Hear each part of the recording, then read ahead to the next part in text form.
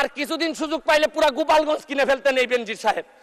বেনজির আর মতিউরের টাকাও যদি সাদা হয়ে যায়, আর এদের ভবিষ্যৎ প্রজন্ম উত্তরাধিকার আদর্শের উত্তরাধিকার যারা, তাদের টাকাও যদি সাদা হয়, তাহলে এই সময় শেষ। আমাদের সমাজে যখন ছেচরা চোর মোবাইল চুরি করে, কম্পিউটার চুরি করে, হাড়ি পাতিল চুরি করে, তাকে ধরেন, ইচ্ছা মতন পিটা দেন, কারণ সে ছেচরা চোর। এই ব্যক্তি ছেচরা চোর, অশিক্ষিত চোর, কারণ তার পেটের দায়ে রাস্তার মধ্যে ঠেক দেয়, পিস্তল ধরে, সে ক্ষুধার্ত, এই জন্য আপনার মাথায় পিস্তল ধরে টাকা চুরি করে, ডাকাতি করে। এরা ছেচরা চোর, এদেরকে ধরলে বিচার করতে পারেন।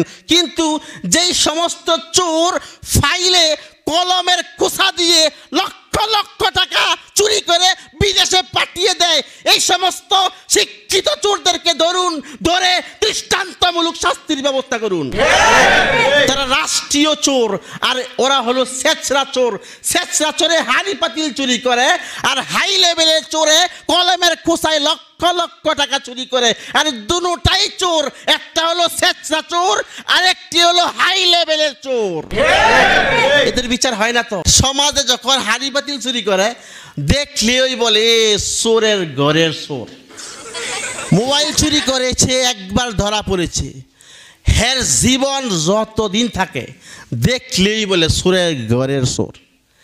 কিন্তু যেই লোকটা কলমের খোসায় অফিসার মানুষ চুরি করেছে লক্ষ লক্ষ টাকা, তাকে দেখলে বলেন স্যার আসসালামু আলাইকুম।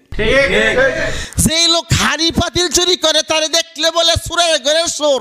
আর যেই অফিসার, যেই শিক্ষিত চোরে কলমের খোসায় লক্ষ লক্ষ টাকা চুরি করে, তাকে দেখলে বলে আসসালামু আলাইকুম। চিন্তা করছেন? এ ভাই, দুটোটাই চোর। আর স্যারও মোষের মধ্যে তেল দিয়ে সমাজে হাঁটে। এই সুরের ঘরের সুরে আবার মানুষের বিচার করে। আর এই সুরের ঘরের সুরে মানুষের বিচার করে, তার লজ্জাও লাগে না। আমি যে অফিসে বইসা কলমের খোসায় লক্ষ লক্ষ টাকা চুরি করলাম, আমার স্বাক্ষর ব্যতীত একটি ফাইল ওইখানে যায় না। এই চুরি যে করছে কলমের খোসায় লক্ষ লক্ষ টাকা, এই সুরে আবার সমাজে হাঁটে, তার লজ্জাও লাগে না।